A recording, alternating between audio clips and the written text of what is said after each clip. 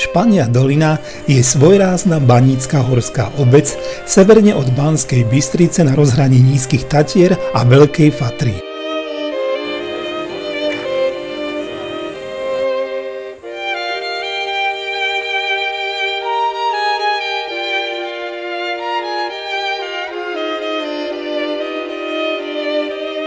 Bola preslávená kedysi po celej Európe svojím rudným bohatstvom, najmä meďou.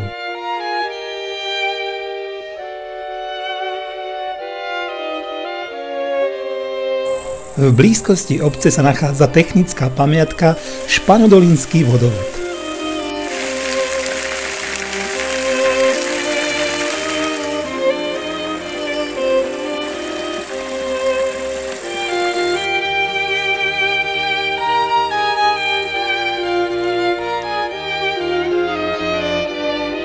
Rímskokatolícky kostol vznikol pravdepodobne prestavbou staršieho románskeho kostola v roku 1593.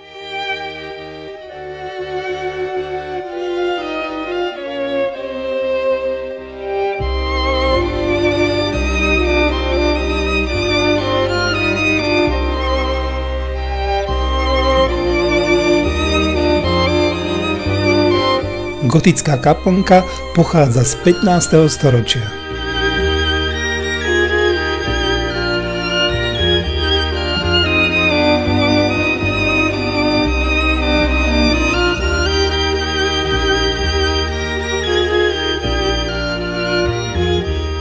Banícku minulosť pripomínajú aj priestranné domy, nepravidelne rozostávané zväčša na strmých svahoch s individuálne riešenými štítmi, pavlačami a šindlovými strechami.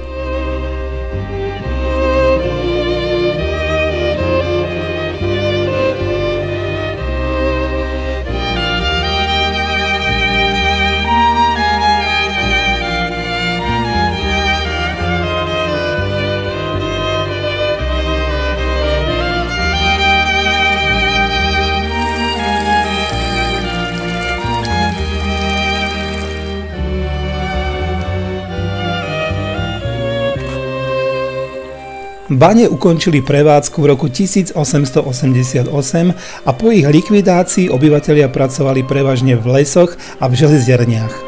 Ženy si zarábali výrobou čípiek a dedina je dodnes známa paličkovanou čipkou.